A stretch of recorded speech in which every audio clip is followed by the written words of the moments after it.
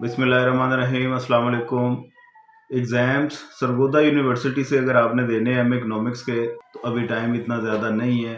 कौन कौन से ऑप्शनल सब्जेक्ट वो आप तैयार कर लें, कंपलसरी सब्जेक्ट जौन जौन से हैं वो कौन से आप तैयार करें ताकि आपकी प्रेपरेशन अच्छी हो जाए, और बाकी कौन कौन से सब्जेक्ट अभी उनको हाथ लगाने की ज़रूरत नहीं है, वो फिर आप सप्लीमेंट्री में दें।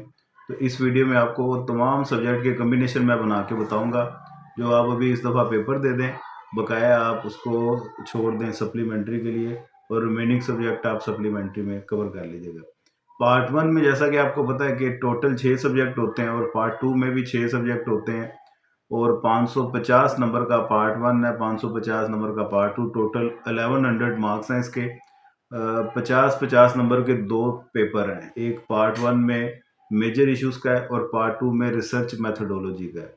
ये 2 पेपर तो आपने लाजमी देने हैं क्योंकि इनका सिलेबस भी कम है और ये सब्जेक्ट भी ईजी हैं। 2 आपने ये दे दिए। उसके बाद पार्ट 1 की अगर बात की जाए, पार्ट 1 में आप माइक्रो इकोनॉमिक्स का पेपर दे सकते हैं, एक मैथ का दे सकते हैं, एक इस्लामिक इकोनॉमिक्स का दे सकते हैं।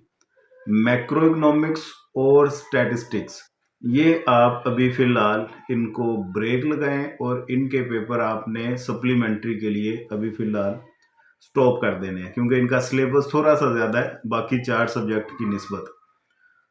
पार्ट 2 की अगर बात की जाए, पार्ट 2 में आप लोग 2 ऑप्शनल सब्जेक्ट जोन से भी आपने रखे हैं वो 2 के आप दें, साथ तीसरा मैंने आपको बता दिया रिसर्च मेथडोलॉजी का, उसका आपने पेपर देना है, और चौथा आप डेवलपमेंट दे दें या उसके साथ इकोनोमेट्रिक्स दे दें। जिसकी स्टैट में ग्रिप अच्छी है वो इकोनोमेट्रिक्स कर ले, बल्कि आपने पार्ट 1 में स्टैट को स्किप किया हुआ है, इकोनोमेट्रिक्स भी रहने दें, बेहतर है, क्योंकि वो स्टैट अगर आपको अच्छे से अंडरस्टैंड होगी तो ही इकोनोमेट्रिक्स की आपको समझ आएगी। इकोनोमेट्रिक्स का भी आप छोड़ दें, और इंटरनेशनल ट्रेड या इंटरनेशनल इकोनॉमिक्स ये भी पेपर आप छोड़ दें। बकाया 4 पेपर आपने पार्ट 2 में दे देने, 4 पार्ट 1 में दें, 4 पार्ट 2 में दें। टोटल आपके सब्जेक्ट हो गए 8, और 8 में से अगर आपके 6 भी क्लियर हो जाते हैं तो आप क्वालिफाई कर जाते हैं सप्लीमेंट्री के लिए।